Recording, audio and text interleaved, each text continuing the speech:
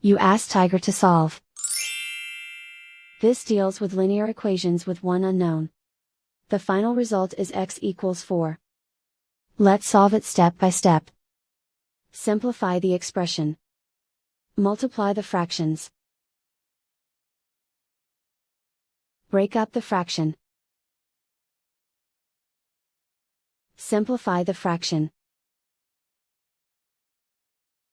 Find the greatest common factor of the numerator and denominator.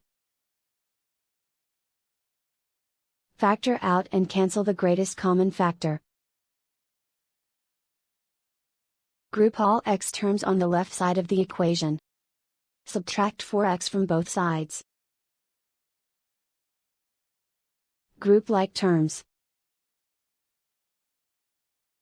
Simplify the arithmetic. Group like terms. Simplify the arithmetic.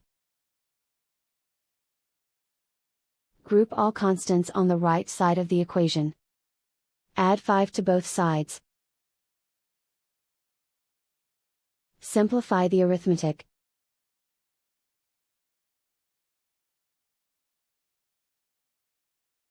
Isolate the x. Divide both sides by 5. Simplify the fraction.